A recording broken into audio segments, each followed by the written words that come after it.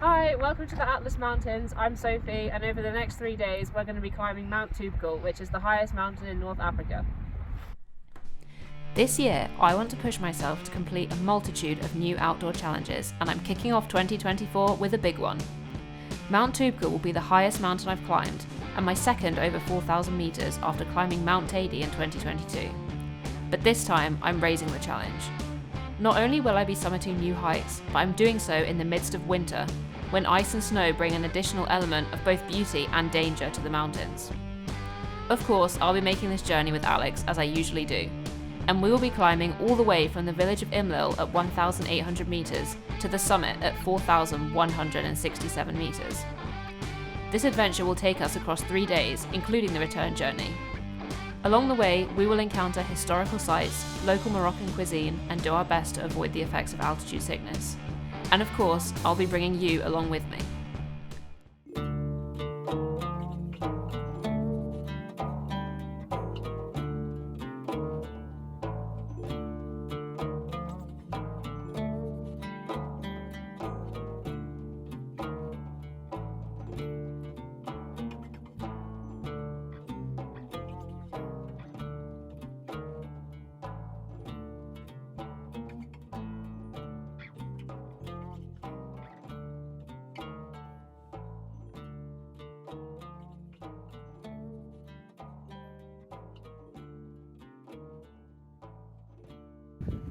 So we set off from Imlil about how long ago did we set off? 3 hours 43 minutes ago. 3 hours 43. We hiked for about 2.5 hours up to this place down here, and we had lunch there, and the lunch was absolutely amazing. There was also a sacred rock which apparently people bring sacrifices to, so Alex was considering making a sacrifice with my body, but fortunately I have escaped that fate.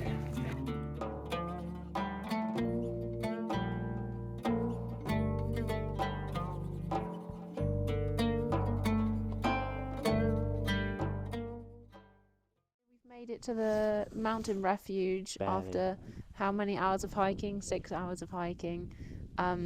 Alex found it a bit difficult. Yeah, I'm weak. I hate hiking. You're speaking very quietly.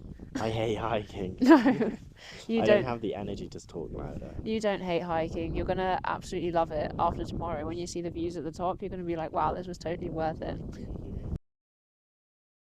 Pretty much just hiked straight here, and it's uphill the entire way, but with varying degrees of steepness. And sometimes it was incredibly cold and sometimes incredibly hot.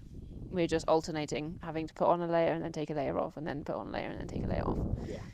And then, yeah, we're staying here for tonight and also tomorrow night. So this is the refuge. This is what it looks like. And there's our friend who's a donkey. And now what time is it now? I don't know. It's like 6 p.m. and we have nothing else to do. So we have tons of time to sleep and relax. So tomorrow Alex will be full of energy again. Welcome to the Toubkal Refuge. This place is able to sleep over 100 people and is a warm and comfortable place to stay for 2 nights in the mountains. Additional luggage was brought up for us by mules, allowing us to wear clean clothes at night and on subsequent days. Our guides also continue to prepare amazing cooked food and Moroccan tea for our dinners. Beds are arranged in comfortable bunk dorm rooms and sleeping bags were provided for us. We also saw several adorable wild dogs around the refuge who hoped for scraps of food from the visiting tourists. The only downside were the showers. Although the water was hot and welcome after a long day of hiking, the bathroom itself was cold enough to see your breath in front of your face, so it was a very painful race to get your clothes back on afterwards. Unfortunately, this is also not where the bad news ended for us.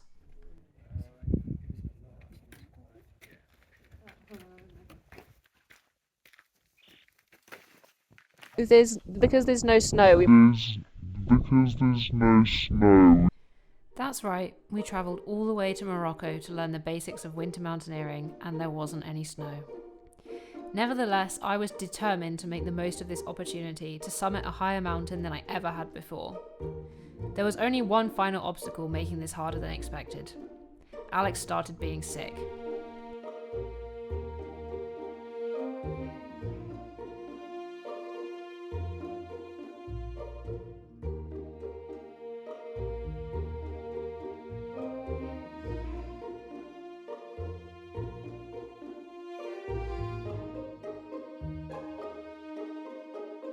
Very close to the summit now. I've been incredibly cold the whole way, even though I'm wearing so many layers. I'm wearing like 3 layers on my head and they're really cold. But look at these views now. Although we weren't sure if Alex would make it, after 4 hours of hiking from the refuge, we finally made it to the top. So we made it to the top. Woo! The views from the top were incredible and thoroughly earned after pushing ourselves all morning. Because Alex felt so unwell, we were at the back most of the way, but the rest of our group were incredibly generous with their snacks and no one seemed to mind our slow pace. The sense of camaraderie at the top when we finally made it was amazing. We rewarded ourselves with food and plenty of photos before we began to make our way down.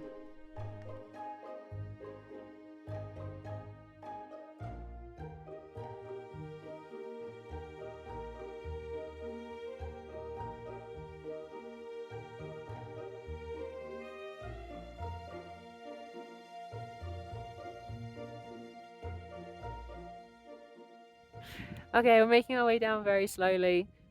Everyone is ahead of us. We're like miles behind.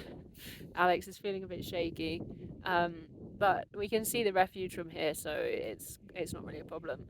And we think probably only half an hour down to the bottom. I just stopped to wait for Alex, but there's an absolutely amazing view here, so now we're just cheekily sitting and looking at the view. Flip out.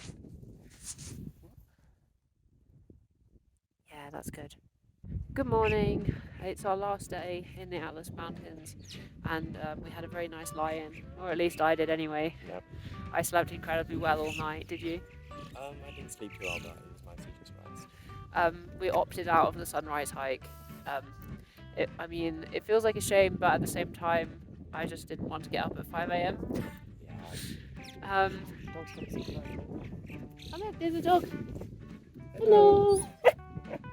Oh, I don't know if that was friendly or not. That was a friendly wire. That was a frustration wire. Yeah, well, sadly I don't want to get rabies, so I don't want to pet him. I don't want fleas. I don't want Yeah, I think he has fleas. So today we're hiking back down to Imlil, so it's probably 4.5 hours, and we're stopping for lunch on the way. Everyone else has already done a 3.5 hour hike up the mountain pass for sunrise, but we didn't bother. Yeah, and then after this we're just going to spend some days in Marrakesh.